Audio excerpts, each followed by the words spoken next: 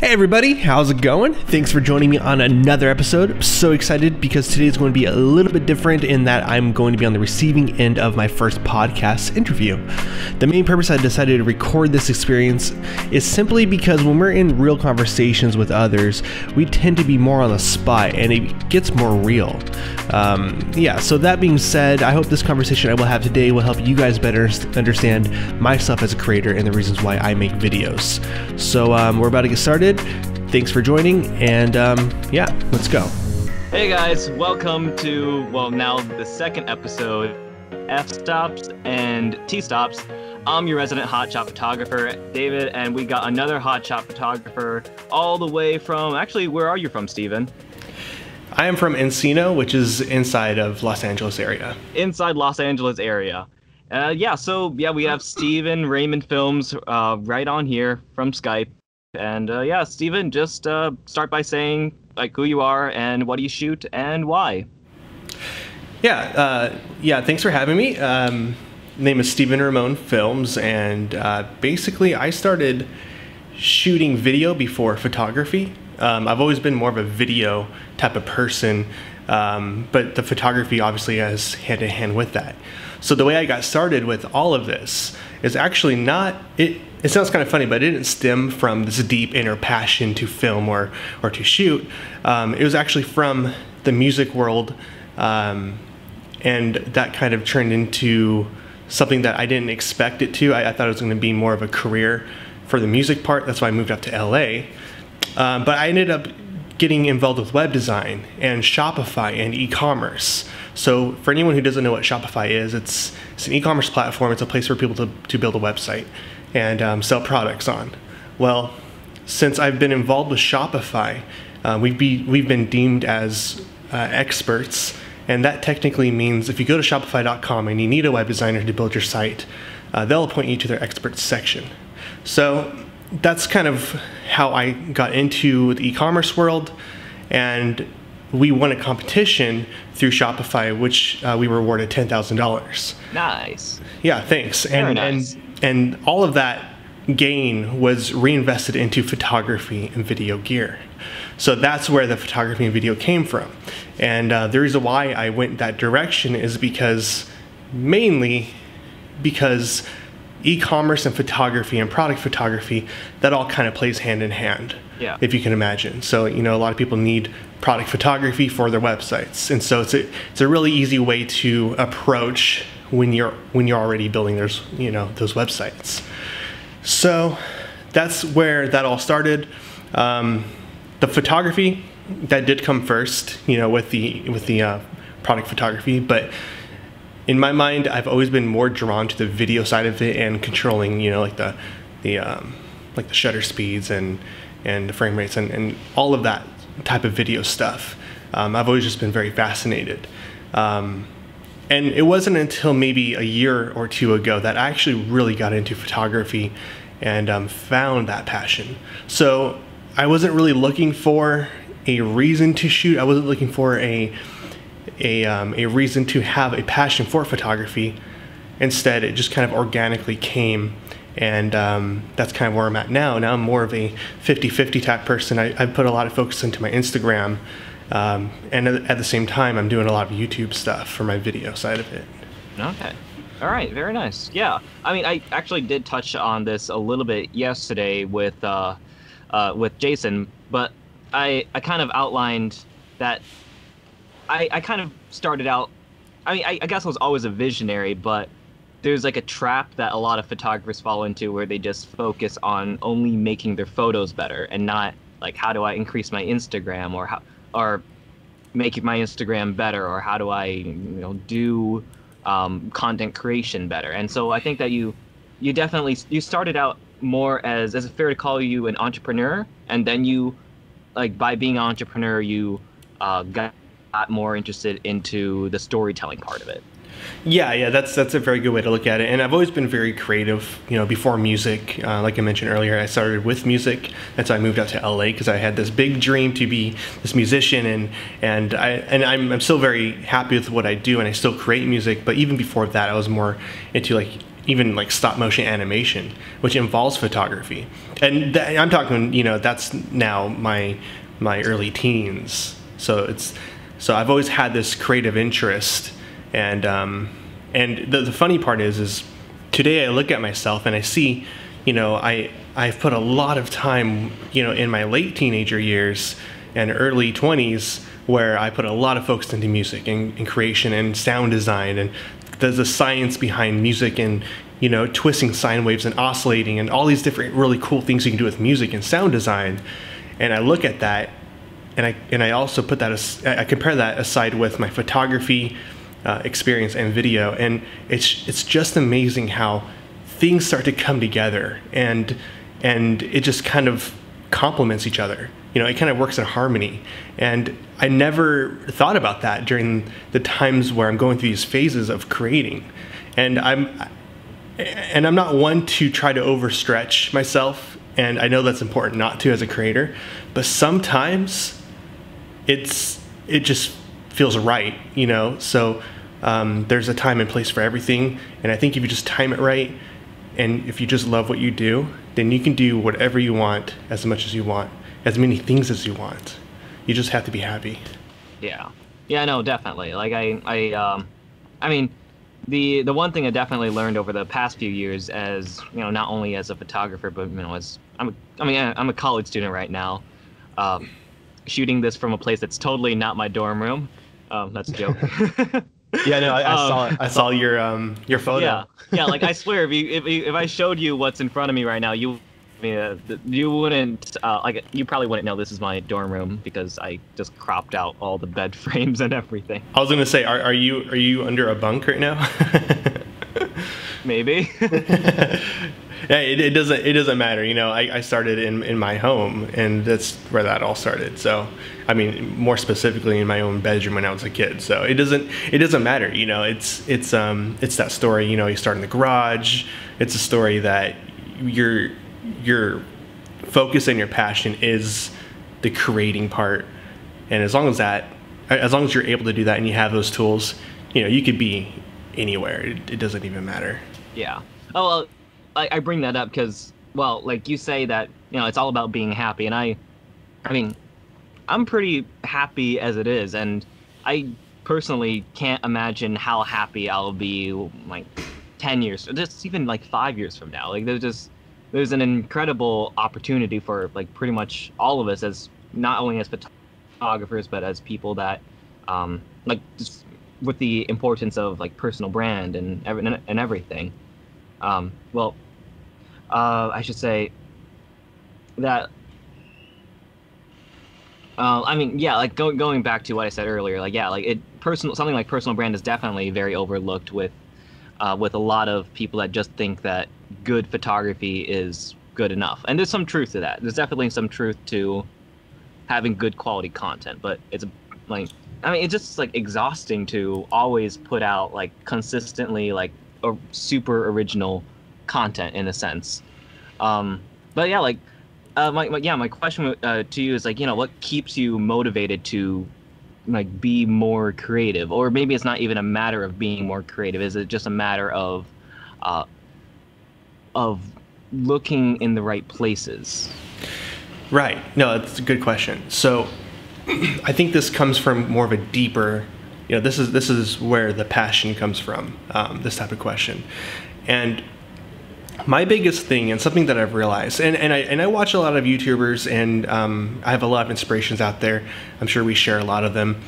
But the main reason, the number one reason why, it's not to create and monetize and you know, that direction. It's the fact of knowing and the realization that we are the first generations to have access to cameras the way we do. And, you know, this, you know, I'm talking 10, 20, maybe even 30 years. You know, anyone with a camera, a consumer camera. Mm-hmm. iPhone. It could be a DV camera, a high-five camera from the 90s. It doesn't matter.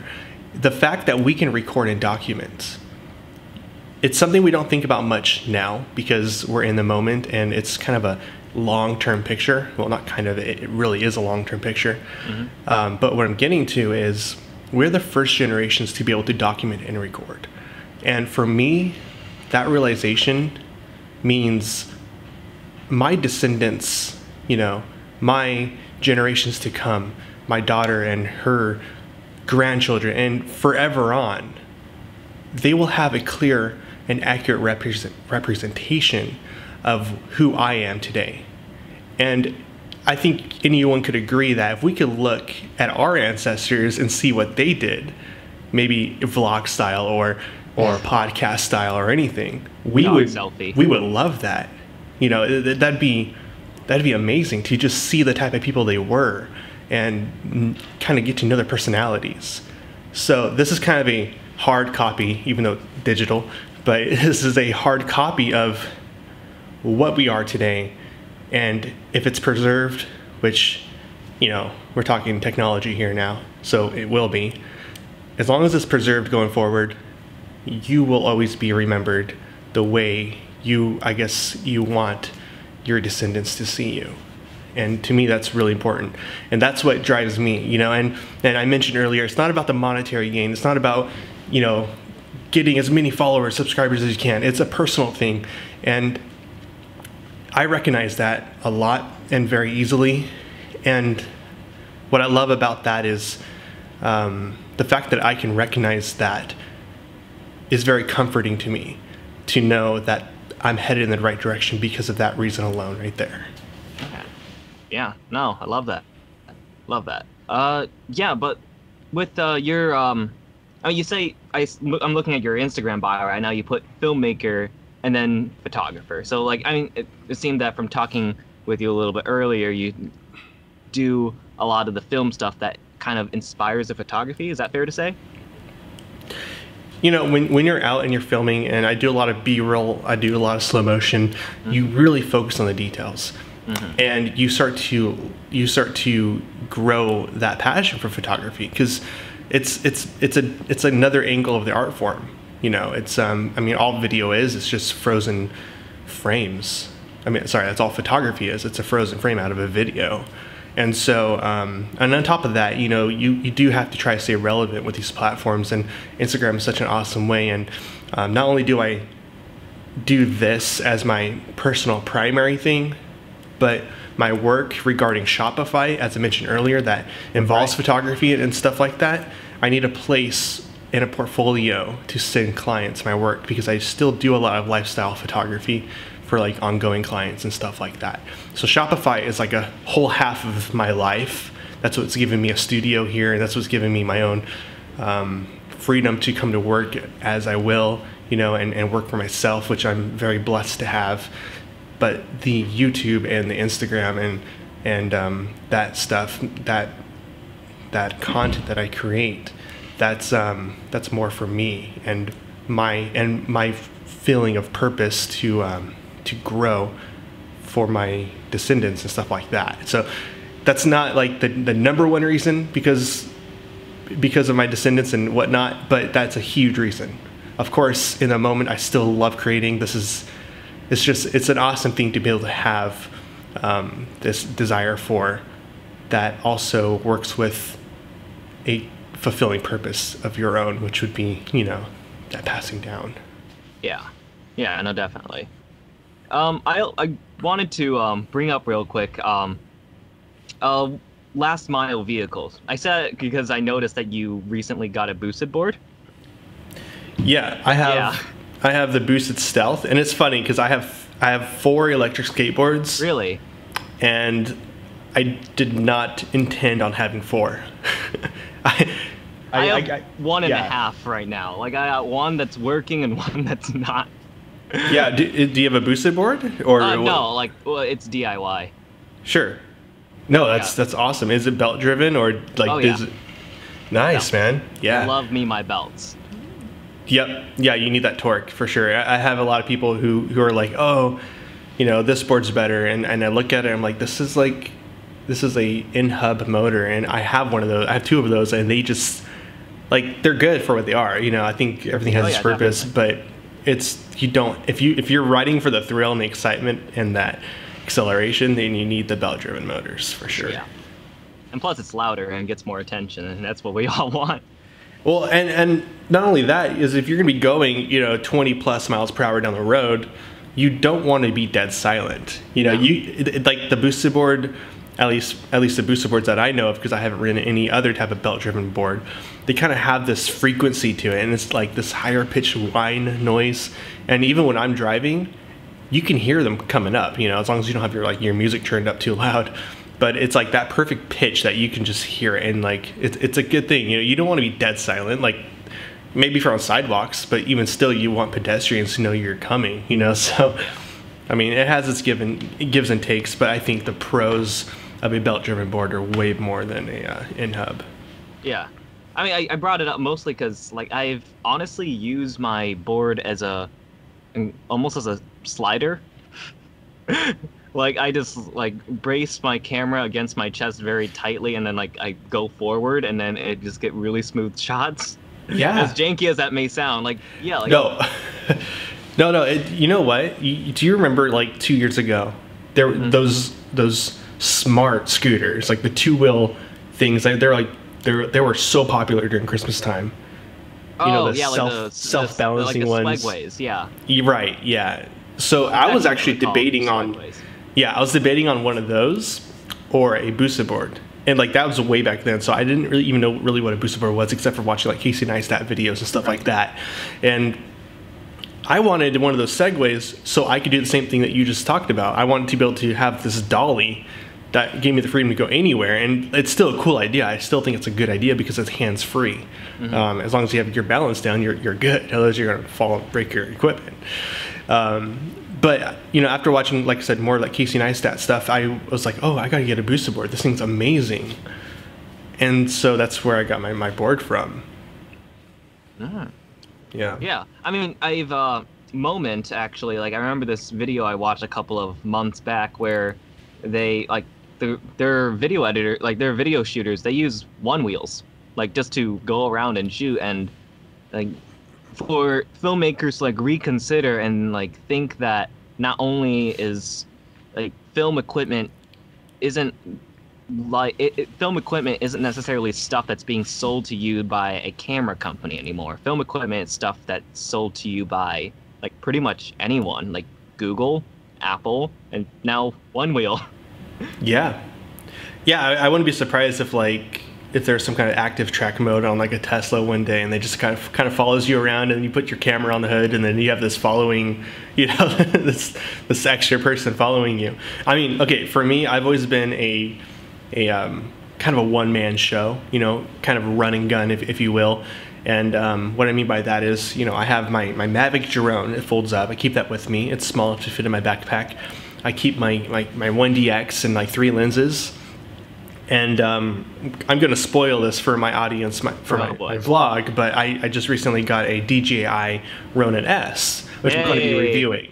And all of those things break down enough where it all fits in my backpack, and then I have my microphone, and basically you have an aerial shot, you have your dolly shot for that smooth movements with the Ronin S, and one amazing thing that I've learned with the Ronin S is you can program it to like make these movements for you. So it's like really having a second person there, and I've used that a couple times in my boosted stealth video. You would see how the camera just moves on its own on a couple parts there, but that's the best part. You can literally go out and have this whole high quality production thing going on for yourself, and it's just you and your backpack. Yeah, so that's the coolest thing. Yeah. Like, it seems like you do a lot of traveling. Like, do you usually just travel alone and just carry all that stuff in your backpack with you? It's usually not alone, and the traveling I do is normally in the media LA area, but there's a lot to see out here. I've gone to Ohio, I've gone to Seattle, Washington, and I've done a little bit of stuff like that. And actually, Valentine's Day, I'm going to be up at the giant sequoias, which are a part of the redwood trees. That is something I'm super excited to shoot about. So yeah, I'm getting into more traveling stuff, but a lot of that's kind of going with my wife and my daughter. I have a 1.5-year-old. She's actually like a year and a year and 19 months. Okay. And 19. 20 months actually. I don't know. I can't think of the math right now, but yeah, she's like a 1.5-year old. And anyways, her family's in Ohio, and Ohio looks completely different than LA, especially in the fall time. So I have a video called Dolls Arboretum, and then and that was a really cool experience. But Seattle, Washington, that was by myself. And then when I go up to those giant sequoias that I just mentioned, that's going to be with the family too. So a lot of it's important to take the family with me and do stuff. But as you can see in all my videos, it's basically just me by myself. Yeah. Because that's, I'm usually the one that's like, hey, I'm gonna go do this while we're here type thing. But this trip that I just mentioned again, going up north, that's going to be with my wife. So everyone's gonna see a lot of her in that video. I'm super stoked because I'm hoping to God it's gonna be snowing, and that's what I want. And there's like this really cool pond and this little place called Johnsondale, and that's the place we're gonna go to. And it's like a hidden gem in Southern California. Oh, hidden gem? I would say that, yeah. I mean, I don't know when I talk to people about the giant sequoias, they usually don't even know what that is. So I have to kind of clarify. It's a redwood tree. It's part of the redwood family. These things stand like 300 feet tall. It's like what you see when people hugging the tree, and the tree's just way too big. There's like a tree with a road that goes through it and stuff like that. So they're just these mammoth, humongous, super tall trees. And yeah, so. All right, I got one last question for you, and do have to dart away. Yeah, so my last question for you is there a perfect camera? And if not, why? Actually, if so, why? So I don't think there's a perfect camera, and there's a couple ways to look at it. I mean, I think in a way any camera's perfect, that kind of just goes for what a lot of people say, and it's true. Yeah. That's the best camera is the one that you have with you. I've done a lot of photography on my phone, and my phone has RAW capabilities, and so RAW is important, as we all know as photographers, because we have more control over editing and stuff like that. But it's more about what you see, and if you put the camera side by side with maybe a entry-level DSLR versus a 1DX, which is what I shoot with, 1DX Mark II. If you shoot the same style and you do a couple experiments and you show almost anybody, they might not even know the difference. I think it comes down to the lighting and stuff like that. But if I can consider the 1DX Mark II as my ideal camera, mm-hmm. The only thing that it's missing is it's just too damn heavy. It's a big, huge camera. And the reason why I prefer this camera is for the 120 slow motion, 120 frames per second slow motion. That's super important for the B-roll stuff that I capture. But also I can swap it right into photography mode and get the pictures. Mm-hmm. Now I guess I could say I wish the megapixels were a little bit higher and the camera was lighter. Mm. And that would be probably the most ultimate camera.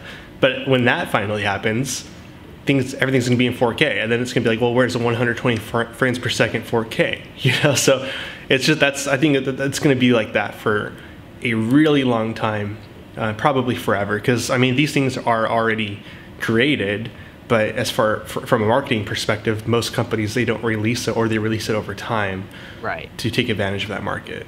Yeah, I'm gonna be honest. This video that I'm shooting on the ADD right now, which shoots 1080p, is gonna be upscaled to 4K, and there's gonna be 0 comments about it. Like, yeah, I guarantee you, no one's gonna be like, "Oh, I see artifacts in this left-hand corner. You must have upscaled this." Right, and what's funny? A lot of people, and another thing that I do a lot of is stock video and stock photography. So if you've ever heard of Blackbox, that's an amazing platform that I highly recommend you check out. But that's a whole other conversation. But even when you upload your video to stock, and I haven't done this because I have a 4K camera, but I bet that you could actually do that same thing and upscale to 4K, and then you can get 4K prices out of these videos that are actually 1080. Now, I really don't know if that would be possible. I would imagine it would be, but could be. And the only reason why is because there are a lot of people, or a lot of the curators who review your content, they are supposed to be professionals, so they probably would recognize that, but well, yeah, I think that I do have to wrap it up right here. There's like 5 more things I want to talk about with you. I'd be happy to have you on some other time if that's possible. Yeah, I would love it. Yeah. Okay, so that means I got it mostly right this time around. Yeah, I don't think I screwed up at all this time. So that's great. This was great. I love talking about this. I love talking with other people who are like-minded, and you don't always get that. So I appreciate the opportunity, and again, thank you. All right, so real quick, where can people find you? So Stephen Ramon Films, just that my name, Stephen Ramon Films. Some people think there's an E after the Ramon, but it's not, just RAMON Films. That's the handle for YouTube, Instagram, Facebook, Twitter, and Pinterest, which are not as active. I can't have that long of a name, so it's just Stephen R. Films. Okay, sweet. All right, we'll see you in the next one. All right. Thank you very much. I'll see you in the next one. All right. Bye. Bye. Okay. So that is my first podcast ever. I've never been on anything like that. It's pretty cool. I've been curious to start my own podcast in the past, so it was pretty cool being on the receiving end and to be invited. I want to say thank you to David Wang. I actually didn't know his name until right before our call, but big thanks to David for having me. I appreciate the opportunity to be able to express myself and talk with somebody directly and be able to record it here. As you guys heard, one of my biggest goals as a creator is to have a hard copy for everyone and all my children and all of their children and grandchildren to have and see, to know and understand who I am as a person. I'm gonna call it ends here, guys. I hope this was all right. I didn't really know what to expect going into this. I mean, I had a clue, but yeah, I hope you guys enjoyed it. So thanks for watching. Subscribe if you want to see more. I gave you guys a sneak peek on the Ronin S. I'm going to be reviewing that super soon. I'm just trying to kind of learn it a little bit better and get better using it, and I think I'm at a point where I am. So be prepared to see that video coming out soon. Got some more coming out. Got some really cool traveling things coming out. Super stoked. And yeah, until next time, guys, have a great day. I'll see you in the next video. Peace.